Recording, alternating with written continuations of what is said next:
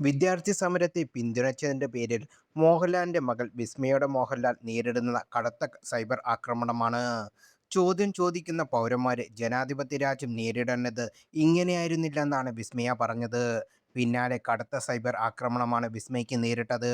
അച്ഛൻ മോഹൻലാലിന്റെ പേജിലും നിരവധി പേർ ആക്രമണമായി എത്തി. വിസ്മയ്ക്ക് രാഷ്ട്രീയം അറിയില്ലെന്ന് സംവിധായകൻ മേജർ രവിയും ആക്ഷേപിച്ചിരുന്നു. എന്നാൽ സിനിമാ ലോകത്ത് നിന്നും വിദ്യാർത്ഥി സമരത്തിന് അധികമൊന്നും ശബ്ദമുയരാതിരുന്ന സമയത്ത് നിലപാട് പറഞ്ഞ വിസ്മയ്ക്ക് വലിയ കയ്യടി ലഭിച്ചു. ഇപ്പോഴിതാ വിസ്മയുടെ സിനിമയ്ക്കെതിരെ ബോയ്ക്കോട്ട് ആഹ്വാനമായി എത്തിയിരിക്കുകയാണ് ചിലർ.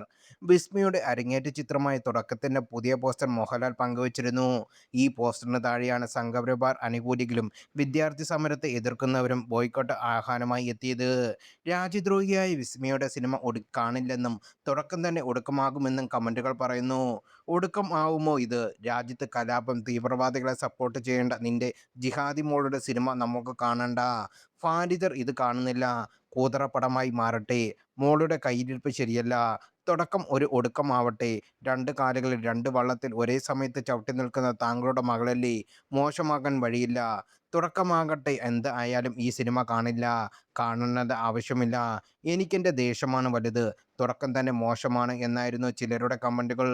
തുടക്കവും ഒടുക്കവും ഒന്നിച്ചാവാൻ ചാൻസ് ഉണ്ട്. തുടക്കം തന്നെ മോശമാണ്. രക്ഷപ്പെടാൻ സാധ്യത വളരെ കുറവാണ്.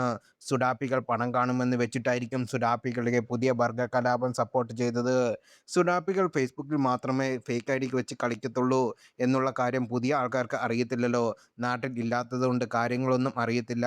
സുഡാപ്പികൾ തിയേറ്ററിൽ പോയി പടം കണ്ടിരുന്നെങ്കിൽ എന്നാൽ വലിയ ഇക്കാക്കയ്ക്ക് 100 കോടി കിട്ടിയേനെ. കൊക്കിന് ജീവനുണ്ടെങ്കിൽ ഈ പടം ഞങ്ങൾ സംഖ്യ പൊട്ടിച്ച് കയ്യിൽ തന്നിരിക്കും എന്നും ചിലർ കമന്റ് ചെയ്തിരിക്കുന്നു.